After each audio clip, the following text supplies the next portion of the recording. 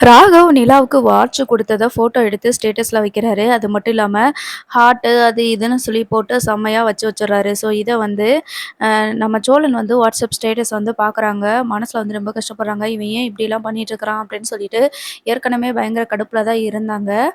அந்த நேரம் மதுரை வரைக்கும் சவாரி வரைக்கும் போயிருக்காங்களையா, இவன சும்மா விடக்கூடாது. இவன போய் வச்சுக்கலாம் அப்படின்னு சொல்லிட்டு நினைக்கிறாங்க. அது மட்டும் இல்லாம, இப்படிலாம் இவன் காஸ்ட்லியான கிஃப்ட் அது இதுன்னு குடுத்து, ஒரு வேள நம்மகிட்ட இருந்து நிலா விவாகரத்து வாங்கிட்டு, அவனையே கல்யாணம் பண்ணிக்கிருவாங்களோ அப்படின்னு சொல்லிட்டு நெனைக்கிறாங்க. இப்படித்தான் சும்மாவே வந்து விடமாட்டாய்ங்க. இதுல நிலா மாதிரி பொண்ணு கிடைச்சா சும்மாவா இருப்பாய்ங்க அப்படின்னு சொல்லிட்டு யோசிச்சிட்டே இருக்காங்க. இருந்தாலும் அந்த ஸ்டேட்டஸ்ல வச்சத நம்ம சோழன் வந்து அடிக்கடி நெனச்சு பார்த்துட்டே இருக்கிறாங்க. அங்க தான் வந்துட்டு மதுரைக்கு சவாரிக்கு தான் போயிருக்கிறாங்க இல்லையா? அங்க கஸ்டமர் வந்துட்டு ஏறுறாங்க.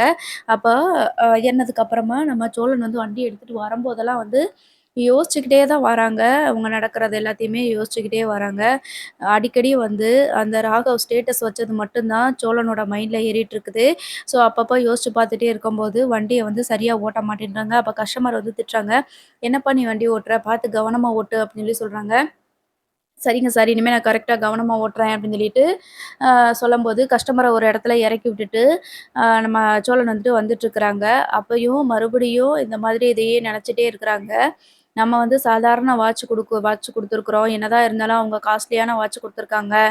கண்டிப்பா நிலாவுக்கு நம்ம குடுத்த வாட்ச் வந்து பிடிக்காது. அத கட்டவும் மாட்டாங்க. இப்ப இவ்ளோ காஸ்ட்லியான வாட்ச் குடுத்துருக்காங்கன்னா, அதத்தான் கட்டுவாங்க. அவங்களோட நிலாவ ப கம்பேர் பண்ணி பார்க்கும்போது, நிலாவுக்கு வந்து கண்டிப்பா ராகவ் தான் பிடிக்கும். நம்மலாம் என்ன சாதாரண டிரைவரு. என்ன 5க்கோ 10க்கோ வேலை செஞ்சா தான் நமக்கு வயித்து பொழப்புக்கே ஆகும். ஆனா, ராகவ் அப்படி கிடையாதுல்ல. எவ்வளோ பெரிய கம்பெனியோட எம்டி. அது மட்டும் இல்லாம 2 பேரும் ஒரே படிப்பு தான் படிச்சிருக்கிறாங்க. அவங்களும் பிசினஸ் பார்க்குறாங்க. ஸோ, அந்த அளவுக்கு கூட நமக்கு நாலேட்ஜ் இல்லைல. நமக்கெல்லாம் தகுதியே இல்ல.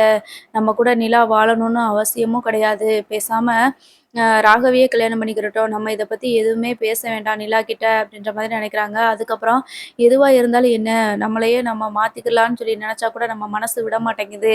என்னதான் இருந்தாலும் நிலா நான் லவ் பண்ண பொண்ணு, என் பொண்டாட்டி அவள என்னால விட்டு குடுக்கவே முடியாது. எவ்வளோ இருந்தாலும் நிலாவோட மனசுல நான் இடம் பிடிப்பேன் அப்படின்னு சொல்லிட்டு இன்னொரு பக்கம் யோசிச்சுட்டு இருக்கிறாங்க. ஸோ இப்படி மாத்தி மாத்தி அவங்க வந்து யோசிச்சுக்கிட்டே இருக்கிறதுனால வண்டிய வந்துட்டு தெரியாம ஆக்சிடென்ட் பண்ணிடுறாங்க. ஸோ இப்போ சோழனுக்கு வந்து அடிபட்டு கிடக்குறாங்க. அதுக்கப்புறம் ஹாஸ்பிட்டல்ல அட்மிட் பண்ணிட்டு, இப்போ என்ன பண்றாங்க அப்படின்னா, சேரனுக்கு ஃபோன் வருது. சோழனோட நம்பர்லேருந்து தான் ஃபோன் வருது. அ என்னடா சோழன் ஃபோன் போடுறான். "ஏய் என்னடா நான் எத்தன தடவ கால் பண்ணிட்டே இருந்தேன். ஃபோன் எடுக்கவே இல்ல. என்ன பண்ற? எங்க இருக்கிற? வந்துட்டியா?" அப்படின்னு சொல்லிட்டு சேரன் கேட்குறாங்க. அதுக்கு ஹாஸ்பிட்டல்ல இருக்கிறவங்க என்ன சொல்றாங்க அப்படின்னா, "நீங்க யாரு?" அப்படின்னு சொல்லிட்டு கேட்குறாங்க. "நான் சோழனோட அண்ணன். சோழனுக்கு என்ன வேணும் நீங்க?" அப்படின்னு "அண்ணன்" அப்படின்னு சொல்றாங்க. "ஓ! அப்படியா? சோழன் வந்துட்டு ஆக்சிடென்ட் ஆயிடுச்சு அவருக்கு. ஹாஸ்பிட்டல்ல அட்மிட் பண்ணியிருக்காங்க." அப்படின்னு சொல்லிட்டு ஹாஸ்பிட்டல் அட்ரஸ் சொல்றாங்க.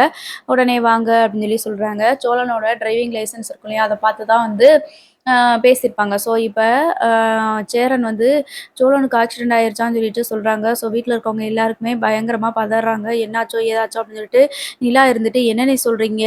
சோழனுக்கு ஆக்சிடென்ட் ஆயிருச்சா?" அப்படின்னு சொல்லிட்டு கேட்குறாங்க. "ஆமாப்பா, அவனுக்கு ஏதோ ஆயிடுச்சுன்னு சொல்றாங்கப்பா. எனக்கு என்ன பண்றதுன்னு ஒண்ணுமே புரியல."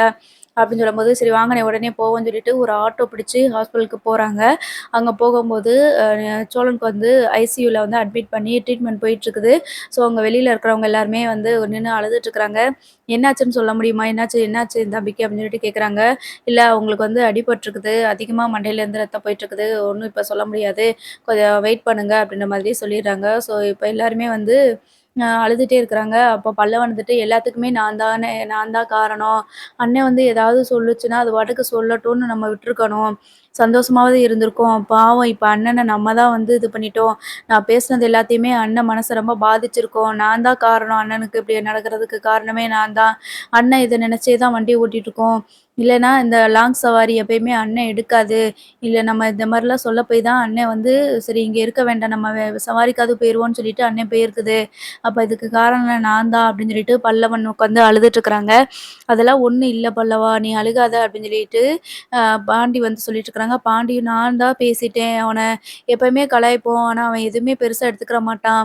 அது மட்டும் இல்லாம அவனும் எங்கள நெறைய பேசியிருக்கான். அதெல்லாம் ஒண்ணும் தெரியாது. ஆனா, புதுசா இப்போ இப்படி ஆயிருச்சே! அவன் ஏற்கனவே வேற ஏதோ கஷ்டத்துல இருந்திருக்கான் போல இருக்கு" அப்படின்னு சொல்றாங்க. சேரன் இருந்துட்டு, "இதுக்கு தான்டா அவன வந்து நம்ம புரிஞ்சுக்கவே இல்லடா. நம்ம வந்து அவன சுத்தமா புரிஞ்சுக்கல. பாவம்டா அவன். அவனுக்கு வந்து இதுவரைக்கும் எந்த ஒரு நல்லதுமே நடக்கல. நம்ம கொஞ்சம் யோசிச்சு பாருங்க, நம்மலாம் எப்படி இருக்கோம்? அவன் பாருங்க இந்த கல்யாணம் பண்ணி நிலாவ கூடவே வச்சிருக்கிறான். ஆனாலும் அவனுக்கு எந்த ஒரு சந்தோஷமும் மனசுல கிடையாது. பாவம்டா அவன் தன்னோட காதல காதல் காதல் லவ் பண்ணா, அந்த லவ் பண்ண பொண்ண கல்யாணமும் பண்ணான். ஆனா, இப்ப அது டிவோர்ஸ் வரைக்கும் வந்து நிக்குது அப்படின்னா, அவனோட தலையெழுத்துடா. அதெல்லாம் அவன் நெனச்சு பார்த்துருப்பான்ல. அவன்லாம் பாவம்டா! எது எப்படி இப்படி ஆச்சுன்னு தெரியலையே! அப்படின்னு சொல்லிட்டு யோசிச்சுட்டு இருக்கிறாங்க. நிலா இருந்துட்டு ரொம்ப அழுகுறாங்க. எல்லாத்துக்கும் காரணம் நான் தானே அப்படின்னு சொல்லி சொல்றாங்க. ஆளாளுக்கு இப்படி சொல்லிட்டு இருக்காதீங்கப்பா, கொஞ்சம் பொறுமையா இருங்க அப்படின்னு சொல்லிட்டு இருக்கும்போது, அந்த நேரம் டாக்டர் வராங்க. வரவும் பிளட் ரொம்ப லாஸ் ஆயிருக்குது. பிளட் குடுக்கணும் அப்படின்னு சொல்லி சொல்லும்போது, அண்ணன், தம்பிங்க 3 பேருமே எங்களுக்கு நாங்க பிளட் குடுக்குறோம் அப்படின்னு சொல்லிட்டு பிளட் குடுக்குறாங்க. ஸோ, அதுக்கப்புறமா இன்னைக்கு ஒரு நாளைக்கு ஃபுல்லா அப்சர்வேஷன்ல இருக்கட்டும். நாளைக்கு தான் என்னன்னு தெரியும் அப்படின்ற மாரி சொல்றாங்க. நிலா வந்து ஓரமா உட்காந்து எல்லாத்தையுமே நெனச்சு அழுதுட்டு இருக்கிறாங்க.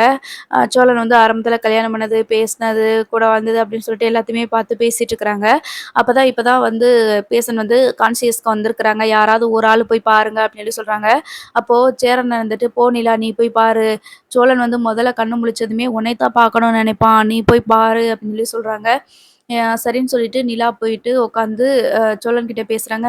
"என்னாச்சு சோழன்?" அப்படின்னு சொல்லிட்டு சொல்லும்போது, சோழனுக்கு வந்துட்டு கண்ணீர் மட்டும் தான் வருது. உடனே நிலா பக்கத்துல உட்காந்து கைப்பிடிச்சுட்டு, "என்ன என்ன சோழன் இப்படி பண்ற? இப்படி ஆயிருச்சு. கொஞ்சம் பார்த்து பொறுமையா போயிருக்க கூடாதா? என்ன நடந்துச்சு? இப்படிலாம் ஆயிருச்சே. சரி ஒண்ணும் பிரச்சனை இல்ல. சரியா போயிரும்." அப்படின்ற மாதிரி சொல்றாங்க. "நான் எப்பயுமே உங்க பக்கத்துல தான் இருப்பேன். உங்க கூடவே தான் இருப்பேன்." அப்படின்னு சொல்றாங்க.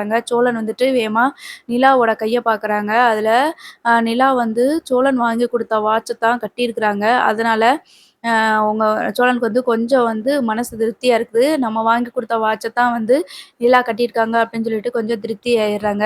அதுக்கப்புறமா அங்க உட்காந்துட்டு அழுதுட்டே இருக்கிறாங்க. நிலா இருந்துட்டு, அதுக்கப்புறம் ஹாஸ்பிட்டல்ல இருக்கிற நர்ஸ் வந்துட்டு, "சரி நீங்க போய் நீங்க விடுங்க. கொஞ்சம் அவங்க ரெஸ்ட் எடுக்கட்டும்" அப்படின்னு சொல்லிடுறாங்க. ஸோ மறுநாள் வந்து கூடவே தான் இருக்கிறாங்க. நிலா வந்து "நான் இங்கேயே இருக்கிறேன். நீங்க வீட்டுக்கு போங்க" அப்படின்னு சொல்றாங்க.